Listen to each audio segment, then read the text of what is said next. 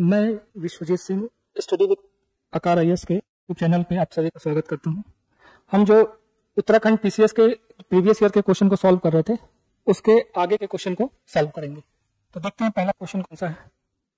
पहला क्वेश्चन है Yellowstone park अवस्थित है। येलोस्टोन पार्क के बारे में पूछ रहा है, ये कहाँ पे अवस्थित है?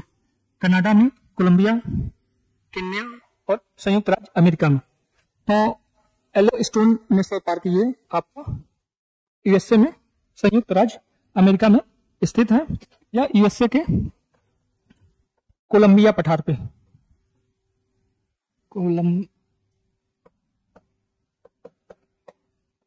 कोलंबिया पठार पर स्थित है। एक तो ये कोलंबिया पठार पर स्थित है। इस पार्क में आपको गेसर, ठीक है, ये फेथफुल गेसर जो है, ओल्ड फेथफुल गेसर बोलते हैं इसको। इसी में आप देखेंगे तो ओल्ड फेथफुल गेसर स्थित है। ये भी इसी में स्थित है। और ये यूएसए का आपका पहला यूएसए प्रथम नेशनल पार्क है। ठीक, नेक्स्ट क्वेश्चन है ट्रॉपिकल आइलैंड विश्व का सबसे बड़ा कृत्रिम आरामगाह है, कहां पर है? इससे पूछ रहा है ये कहां पे है। तो ये एक तो कृत्रिम है, ठीक है। तो ये आप देखेंगे ऑप्शन है आपका मलेशिया में, संयुक्त राज्य अमेरिका में, इटली में और जर्मनी में। तो ये आपका ये जर्मनी में आपका स्थित है, और ये विश्व का सबसे बड़ा कृत्रिम, ठीक है, कृत्रिम यानी कि मानव निर्मित आरामगाह है। ये आपका एक वाटर पार्क है, ठीक है। इसको हम एक तरह का वाटर पार्क, ठीक है, वाटर पार्क है। ये जर्मनी में स्थित है। नेक्स्ट क्वेश्चन है अंतरराष्ट्रीय स्तर पर निसाबी रेंज, ठीक है, जिस उत्पाद के लिए जाना जाता है। तो पूछ रहा है कि निसाबी रेंज किस उत्पाद के लिए जाना जाता है। तो निसाबी रेंज आपका एक तो ये यूएसए में स्थित है, और ये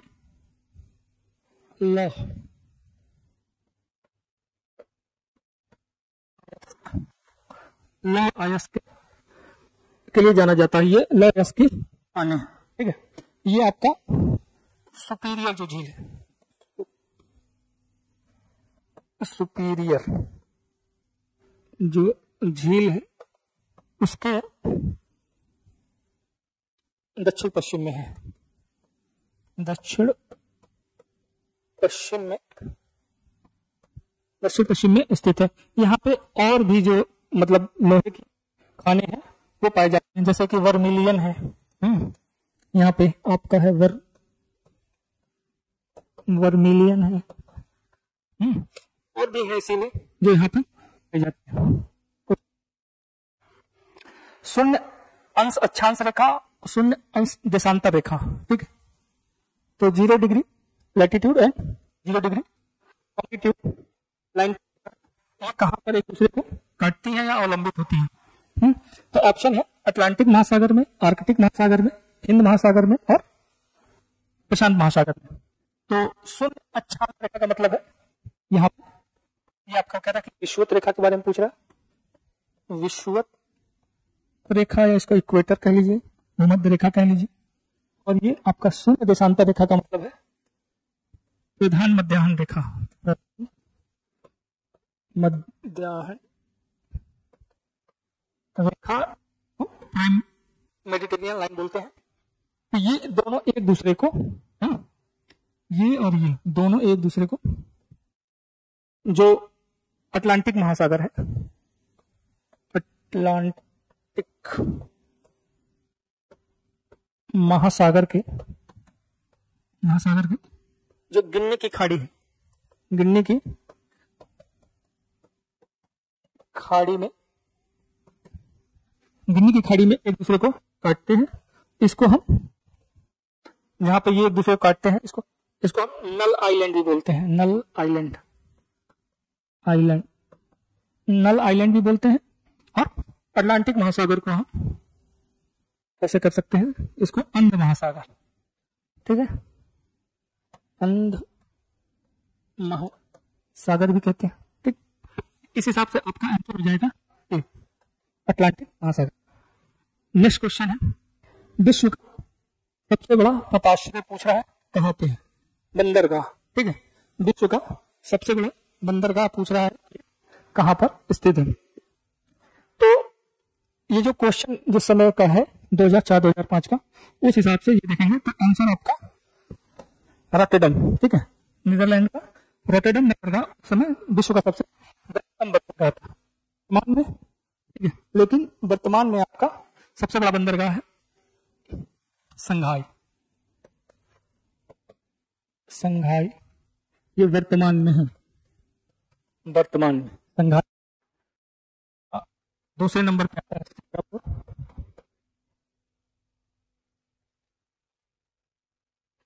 सिंगापुर आता है दूसरे नंबर पे, फिर आपका आता है थर्ड नंबर पे, इसको आप पहले पे कर लीजिए, इसको दूसरे पे, और तीसरे नंबर पे है चीन का ही है तियानतिन, तियानतिन है ये चीन का ही है, ठीक है, ये आपका थर्ड नंबर पे है।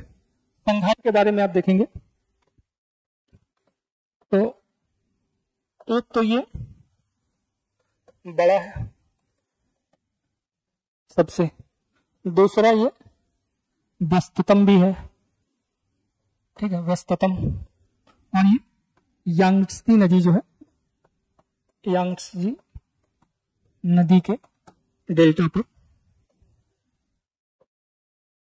डेल्टा पर स्थित है, ठीक। नेक्स्ट क्वेश्चन है, यूरेनियम का भंडार पूछ रहा है, कहां पर सर्वाधिक पाया जाता है। तो यूरेनियम का भंडार कनाडा, ऑस्ट्रेलिया, दक्षिणी अफ्रीका और ब्राजील, इसमें सबसे अधिक कहां पे भंडारण है। तो यूरेनियम का विश्व में सबसे अधिक भंडार ऑस्ट्रेलिया में है, ठीक है। अगर ऑप्शन में जो क्रम लगाएंगे तो फिर दक्षिण अफ्रीका हो जाएगा, ब्राजील, फिर कनाडा। तो वैसे दे देखेंगे सर्वाधिक भंडारण तो आपका ऑस्ट्रेलिया ही है, सर्वाधिक ऑस्ट्रेलिया है। फिर आपका ये पहले नंबर पे है, दूसरे पे आपका कजाकिस्तान है, कजाकिस्तान, और थर्ड नंबर पे कनाडा है, कनाडा है, ठीक है। ये भंडारण की दृष्टि से। उत्पादन में आप देखेंगे तो सबसे ज्यादा कजाकिस्तान वर्तमान उत्पादन करता है, ठीक है, सबसे अधिक उत्पादन जो है कजाकिस्तान में है। उत्पादन देखेंगे सर्वाधिक जो है ये आपका कजाकिस्तान में, कजाकिस्तान में सबसे अधिक यूरेनियम का उत्पादन वर्तमान में कजाकिस्तान करता है। नेक्स्ट क्वेश्चन है, संचार उपग्रह के बारे में पूछ रहा है। संचार उपग्रह वायुमंडल के किस स्तर में प्रक्षेपित किए जाते हैं या अवस्थित किए जाते हैं, संताप मंडल में या आयन मंडल और क्षोभ मंडल में से किसमें पूछ रहा। तो इसका आंसर है आयन मंडल का, ठीक, सी आंसर है। आयन मंडल में संचार उपग्रह छोड़े जाते हैं। बाकी इसके देखते हैं, ये आपका 8 से 10, 18 तक मान लीजिए इसे, क्योंकि जो दुनिया पे 8 किलोमीटर तक क्षोभ मंडल का विस्तार पाया जाता है, विषुवत रेखा पे 18 किलोमीटर तक का विस्तार पाया जाता है। इसमें क्या है कि जो सभी मौसमी घटनाएं, सभी मौसमी घटनाएं एक तो पाई जाती हैं, ठीक है, ये किमी में कर लीजिए। इस वजह से यहाँ पे न तो विमान का संचालन होता है और न ही क्या नाम है संचार उपग्रह यहाँ पे छोड़े जाते हैं, ठीक है। इसके बाद देखते हैं संताप मंडल, ये आपका 50 किमी तक, और इसमें आपका एक तो हम जानते हैं ये ओजोन परत पाई जाती है, और इसी में ये शांत होता है, शांत, और इसमें शांत होता है और कोई भी मौसमी घटनाएं इसमें नहीं होती है। घटनाएं इसमें नहीं होती हैं, इस वजह से इसमें क्या होगा, विमान का जो उड़ाए जाते हैं वो इसी परत में उड़ाए जाते हैं। यहां पे लिख सकते हैं हम विमान संचालन, ठीक है। और अब आपका है आयन मंडल। आयन मंडल ये आपका 50 से तो 400 या 80 से भी कह सकते हैं। ये आपका 400 किमी तक यहां पे आपको आवेशित कण पाए जाते हैं। आवेशित कण, ये आवेशित जो कण है यही पृथ्वी से जो रेडियो तरंगें भेजी जाती है, ठीक है, उनको परावर्तित करते हैं। इस वजह से यहाँ पे संचार जो उपग्रह है वो यहाँ पर स्थापित किए जाते हैं, ठीक है। नेक्स्ट क्वेश्चन है, गैसों के मिश्रण में से कौन सा गैस वेल्डिंग के लिए प्रयुक्त किया जाता है, ठीक है। वेल्डिंग में कह रहे कि गैस का तो देखेंगे एसिटिलीन, हाइड्रोजन का बी ऑप्शन है, ऑक्सीजन और एसिटिलीन का बी है, हाइड्रोजन और ऑक्सीजन का, हाइड्रोजन और हीलियम का। इसमें जो है आपको ऑक्सीजन और एसिटिलीन का प्रयोग किया जाता है किसके लिए, वेल्डिंग में। ऑक्सीजन हम सब जानते हैं तो आग जलने में सहायक होती है। एसिटिलीन का और भी उपयोग होता है, जैसे कि आपका रबड़ के उत्पादन में होगा, ठीक है, और एसिड बनाने में भी इसका उपयोग होता है। रबड़ जो बनाया जाता है उसमें उपयोग होता ही है। क्लोरीन का निर्माण में भी होता है। तो इस सबसे आंसर होगा ये आपका बी।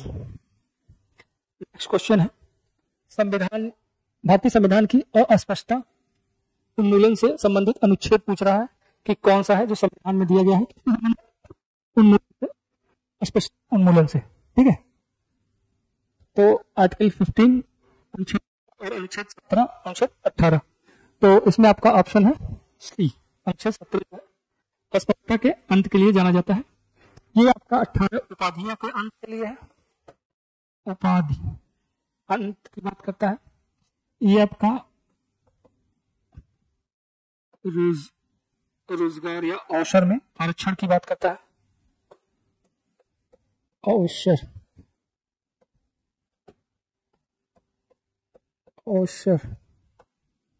में समानता या आरक्षण जो 15 ये कहा कि किसी भी सार्वजनिक स्थल पर आपका नियोजन में इसको भी बोलते हैं, ठीक है, भेदभाव नहीं होगा। इसमें कहा गया भेदभाव नहीं, किसके आधार पर, धर्म, लिंग, वंश, ठीक है, जन्म स्थल, ठीक, इन सब आधारों पर भेदभाव नहीं होगा। नेक्स्ट क्वेश्चन है, अवसर का ये नियोजन अवसर की बात करता है, लिख सकते हैं नियोजन अवसर, ठीक है। नेक्स्ट क्वेश्चन है, जल की अशुद्ध, अगर अशुद्ध जल से बड़ी मात्रा में पेयजल तैयार किए जाते हैं किस माध्यम से, आयन से या आयन आदान प्रदान द्वारा और निथार कर। तो शुद्ध जल प्राप्त किया जाता है ये हम बड़ी मात्रा में निथार कर प्राप्त कर सकते हैं। अगर पानी गंदा तो उसको हम भर के एक पात्र में रख दें तो जो जितने भी सेडिमेंट्स होते हैं वो नीचे की तरफ रेत वगैरह बैठ जाते हैं, फिर उसको हम अलग कर लेते हैं। नेक्स्ट क्वेश्चन है, ट्यूबलाइट में निम्न दाब पर कौन सी गैस भरी जाती है, ये आर्गन और नियान, नियान और पारद, हाइड्रोजन और नियान और केवल आर्गन, कह रहा था निम्नलिखित में से कौन सी गैस ट्यूबलाइट में भरी जाती है। तो इसमें देखेंगे हम जो ऑप्शन आपका बी, नियान और जो मरकरी का या पारद का जो वाष्प होता है ये हम ट्यूबलाइट में इसको भरते हैं। नेक्स्ट क्वेश्चन है, शीत भंडारण में फलों और साग सब्जियों का अपघटन, ठीक है, सदैव के लिए समाप्त हो जाता है, कुछ समय के लिए अवरुद्ध रहता है या अप्रभावित रहता है या धीमा हो जाता है। तो जो कोल्ड स्टोरेज होते हैं उनमें पूछ रहा है, जो हम साग या सब्जी रखते हैं उसमें उनका अपघटन के लिए कौन मतलब क्या होता है, हो जाता है, तो ये तो नहीं होगा, ठीक ना। कोई मतलब बायोलॉजिकल जो रिएक्शन से एक्शन वो तो नहीं, ठीक है। अवरुद्ध हो जाता है, ये भी नहीं, एक ही बात कह रहा है, कुछ समय के लिए और प्रभावित होता है, ये धीमा हो जाता है। जो कार्बनिक पदार्थों का डिग्रेडेशन है, ठीक है, वो कुछ समय के लिए धीमा हो जाता है, तो ऑप्शन आपका डी हो जाएगा। नेक्स्ट क्वेश्चन है रसायन की दृष्टि से, रासायनिक दृष्टि से सिंदूर पूछ रहा है कि क्या है। सिंदूर है मर्क्यूरिक सल्फाइड, ठीक, मर्क्यूरिक सल्फाइड बोलते हैं, ये कैल्शियम, ये सारे जो है नाम दिए गए हैं, तो उनका देख सकते हैं कि क्या क्या है। जैसे कैल्शियम कार्बोनेट को हम चाक कहते हैं, जिस चाक का रासायनिक नाम है, ठीक है। पोटेशियम नाइट्रेट, ये सोरा या बारूद कह सकते हैं, सिंदूर इसको बोलते हैं। ये साधारण आपका नमक है, साधारण नमक। तो नेक्स्ट क्वेश्चन है निम्नलिखित में से कौन सा एक बुलेट प्रूफ जैकेट बनाने में प्रयोग किया जाता है। बुलेट प्रूफ जैकेट बनाने में निम्नलिखित में से किसका प्रयोग किया जाता है। रेशेदार कांच का, गन मेटल शीशे का, लेमिनेटेड कांच का। तो कांच इसका उपयोग किया जाता है किसको, बुलेट प्रूफ जैकेट बनाने में। और भी चीजें प्रयोग की जाती हैं, जैसे कि होता है एक लेटेक्स होता है लक्सन, उसको बोलते हैं लक्ष्य। फिर एक होता है आपका केवलर, ठीक है, इसका भी प्रयोग करते हैं और इसका भी प्रयोग करते हैं। तो ये आपका थर्मो होता है, थर्मोसेटिंग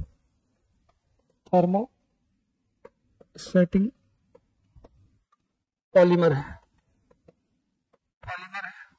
मतलब ये जो हीट होता है उसको कंट्रोल करता है। ये आपका ये तो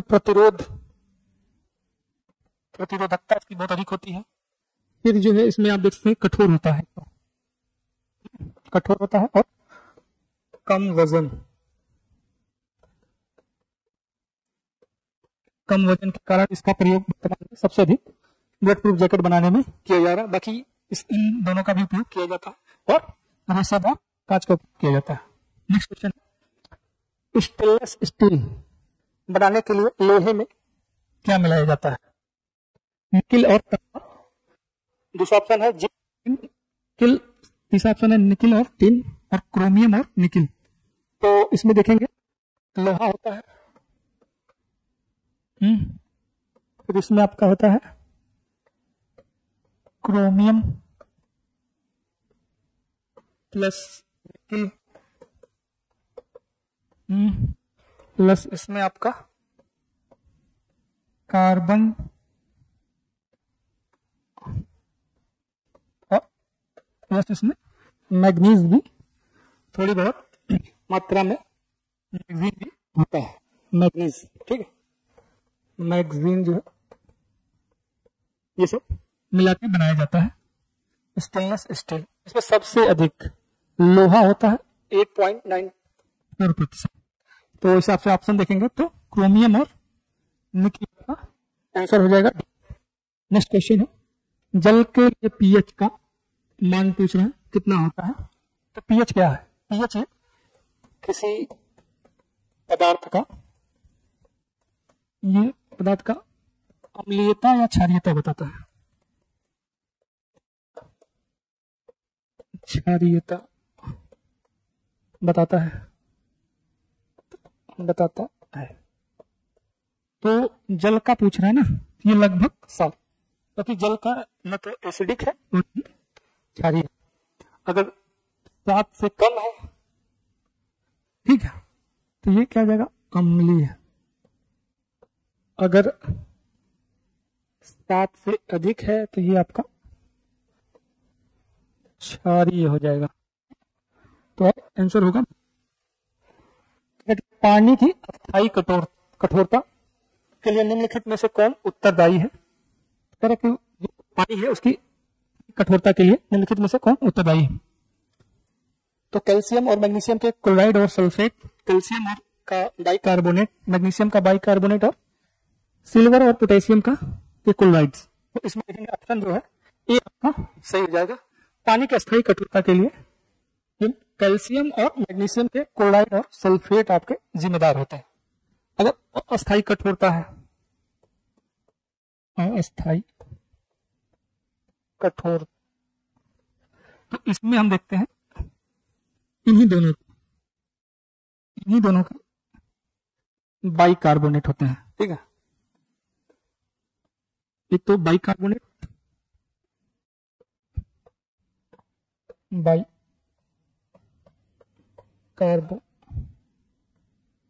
बाइकार्बोनेट ये अस्थायी कठोरता के लिए उत्तरदायी होता है, बाइकार्बोनेट। और अस्थायी कठोरता के लिए क्लोराइड और सल्फेट, किसके? कैल्शियम और मैग्नीशियम के। नेक्स्ट क्वेश्चन है, निम्नलिखित में से कौन सा तत्व पौधों के विकास के लिए आवश्यक नहीं है?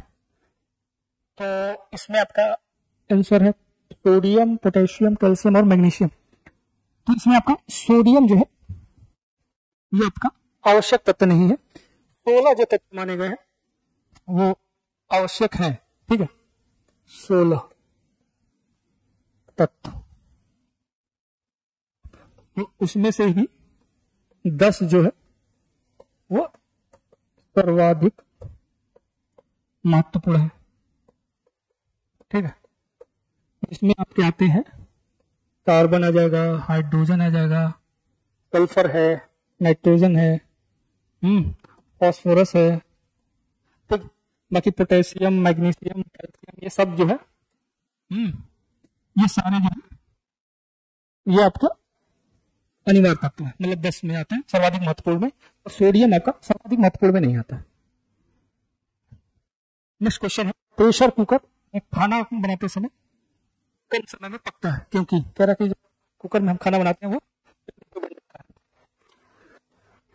तो ऑप्शन ए है कि अधिक दाब के कारण उबलते हुए पानी का तापमान अधिक हो जाता है, चारों ओर से बंद होने के कारण ये वायु का प्रभाव नहीं पड़ता है, दाब अधिक दाब के कारण जल का क्वथनांक बढ़ जाता है, और पानी का वाष्पन बहुत कम होता है। तो इसमें देखेंगे आपका जब हम प्रेशर कुकर में क्या होता है कि प्रेशर आपका बढ़ जाता है। ठीक है, इससे क्या होता है कि जो पानी की बॉइलिंग पॉइंट है, ये वाला जो आंसर है कि दाब अधिक होने के कारण जल का क्वथनांक बढ़ जाता है। तो ऑप्शन आपका सही, किसी भी बढ़ाने पे उसका बॉइलिंग पॉइंट बढ़ जाता है, और उसके लिए क्या होगा, अब यहाँ पे खाना अधिक तापमान पर पकेगा। अधिक तापमान का मतलब है उसको ऊर्जा भी अधिक मिल रही है, तो इस हिसाब से आंसर हो जाएगा आपका सी। नेक्स्ट क्वेश्चन है, एक स्वस्थ मनुष्य के शरीर का ताप होता है, तापमान पूछा है, एक स्वस्थ मनुष्य का तापमान कितना होता है? तो एक होता है आपका फ़ारेनहाइट पे और एक आपका सेल्सियस पे। तो सेल्सियस पे आपका होता है 35 डिग्री और फ़ारेनहाइट पे 18.4 F।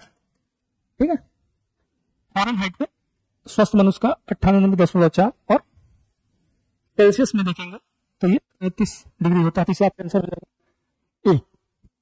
नेक्स्ट क्वेश्चन है, विद्युत ऊर्जा को यांत्रिक ऊर्जा में बदलने वाली युक्ति, उपकरण के बारे में पूछना जो विद्युत ऊर्जा को यांत्रिक ऊर्जा में परिवर्तित करता है। तो विद्युत ऊर्जा को यांत्रिक ऊर्जा, ये विद्युत मोटर का जो कार्य है वो विद्युत ऊर्जा को यांत्रिक ऊर्जा में बदलता है। डायनमो जो है ये यांत्रिक ऊर्जा को विद्युत ऊर्जा में, और ट्रांसफार्मर का देखेंगे तो ये अधिक वोल्ट को कम अथवा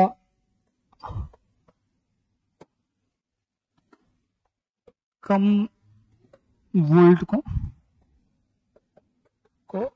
अधिक ये करता है।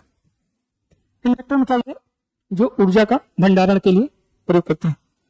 नेक्स्ट क्वेश्चन है, कम वेवलेंथ का वाला तरंग हर प्रकाश होता है, ये पूछ रहा है वेवलेंथ जो है इनमें से किसका जो है कम होता है, लाल का, पीला का, नीला या बैगनी का? तो इसको याद करने का एक तरीका ये है कि हम विग्योर वाला ना, YOR, ठीक है, यही होता है विग्योर का।